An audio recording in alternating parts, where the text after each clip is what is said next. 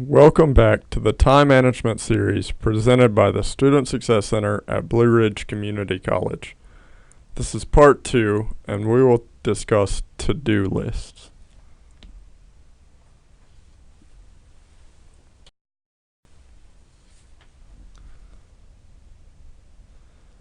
Now that we've discussed why we procrastinate in the last part of this series, and how time management can help reduce it, let's talk about the two most effective tools for time management.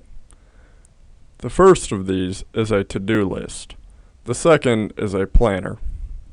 We'll look at to-do lists in this presentation and planners in the next. Both are great tools, but each works best in certain cases. The first difference is that to-do lists are best suited for non-routine tasks. A planner is best suited for routine tasks. For example, applying for a scholarship isn't something you do often, so that is considered a non-routine task and would be best suited for a to-do list. On the other hand, your class or work schedule are routine tasks, so they would be best suited for a planner. Please know that once you have a non-routine task on a to-do list, you can carry it over to a planner. The other major difference between the two methods are the time frame of each. It's recommended that a to-do list has no items on it longer than a week in advance. This helps to keep it focused and manageable. However, you can use a planner to plan as far into the future as you like. Since to-do lists are so specific, organization is vital in order to make it most effective. So let's look at how to effectively organize a to-do list.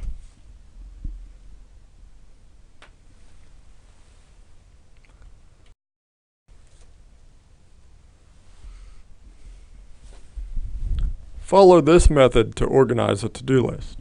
For each item on your to-do list, identify and write down one of the following labels. We'll look at an example of this in the next slide. First, a must-do event is an event that has both obvious and immediate consequences. This is something that needs to be done immediately. A should-do event has obvious but not immediate consequences. These are items that could be started as soon as you complete the must-do events. Third on the list is a could-do event.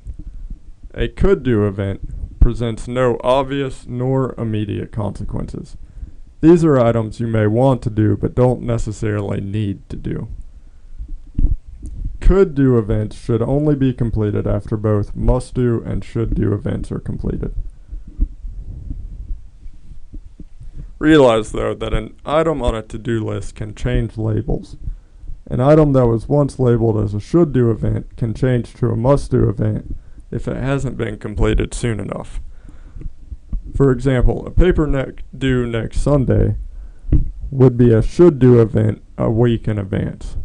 But if it still isn't done by Friday or Saturday, it's definitely now a must-do event.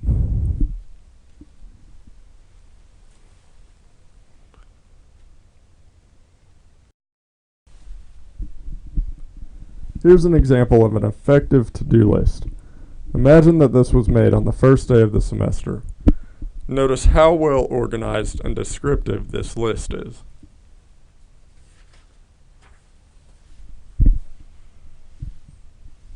Besides having each item labeled according to must, should, and could do, the items also have relevant due dates and information.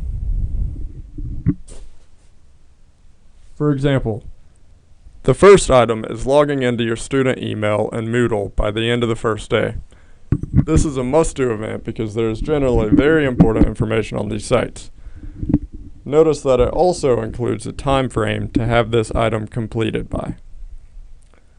Sometimes instructors give assignments on the first day, and you don't want to miss that.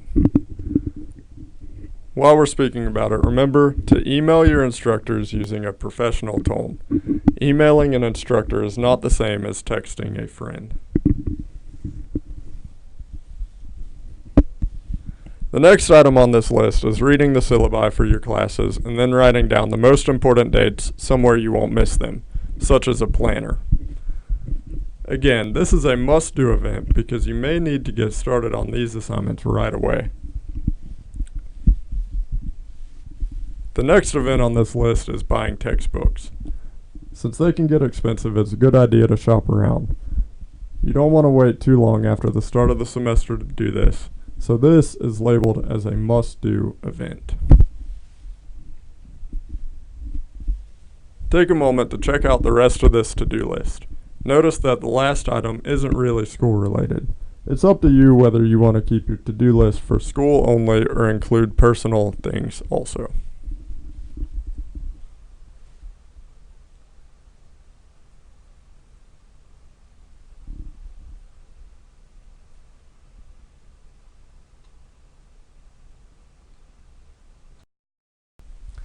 That's it for the to-do list.